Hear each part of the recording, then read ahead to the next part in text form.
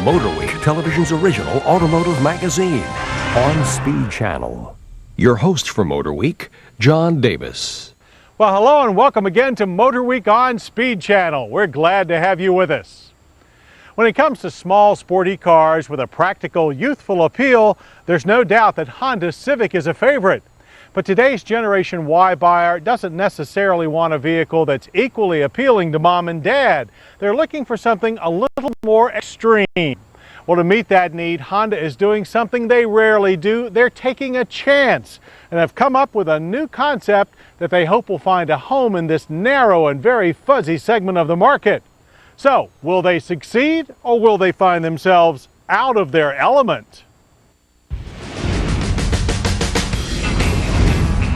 If the public reaction we got during our two-week fling with the new 2003 Honda Element is any indication of its future success, Honda is definitely in their element.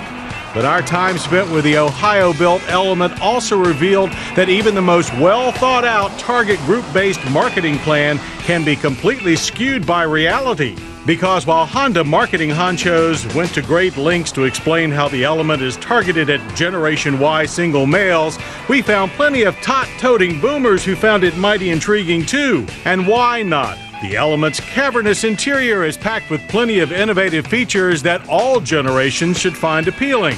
But first, let's start with the way they're packaged. The Element's boxy, love it or hate it appearance is drawn from Honda's Model X concept, which debuted at the 2001 North American International Auto Show. The two-tone bodywork is steel and composite body panels designed to handle plenty of rough and tumble abuse, and the Element rides on Honda's global compact platform and is structurally similar to the CR-V SUV. A foot shorter but almost 8 inches taller than the CR-V, the Element's 62-inch track is wider for even better stability.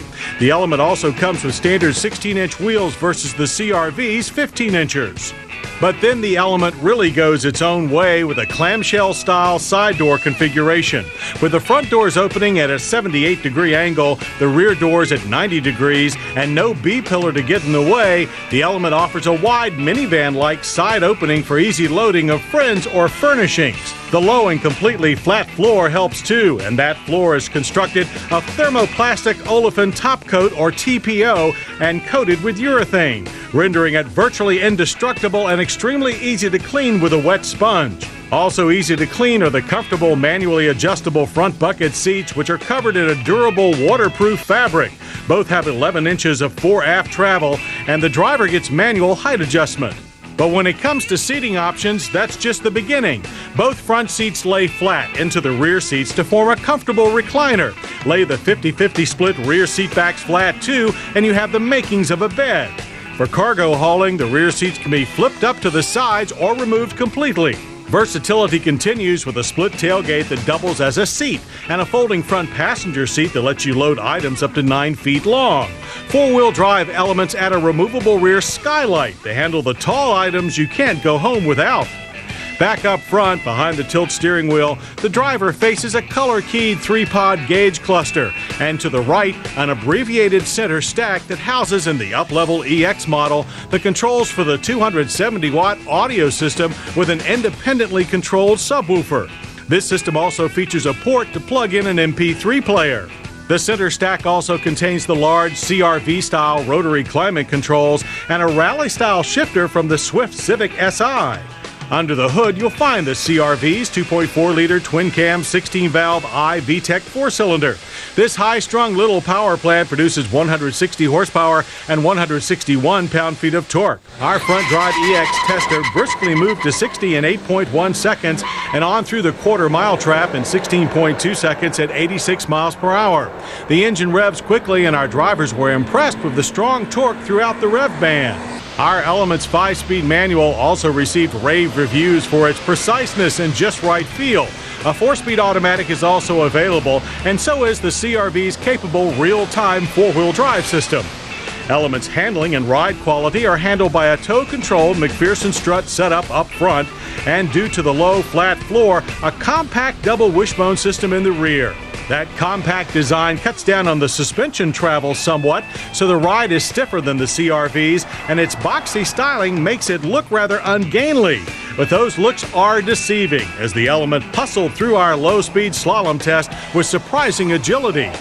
There's just a tad of understeer at turn end, and the variable assist rack and pinion steering is quick and responsive with a decent amount of feedback.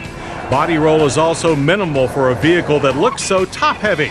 The Element's four-wheel drive disc braking system is equally up to the task of stopping. With large 11-inch rotors and the EX's standard ABS and electronic brake distribution, we average stops from 60 in a good 126 feet.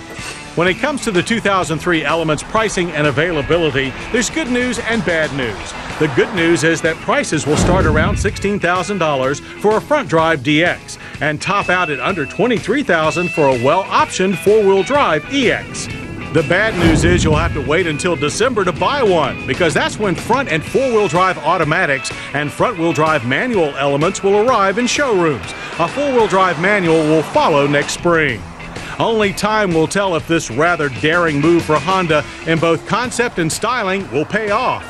But with its durable jack-of-all-trades interior, quality Honda powertrain and proven four-wheel drive system, and all-around frisky appeal, our bet is there will be plenty of buyers of all ages who'll find this an essential element to their driving pleasure.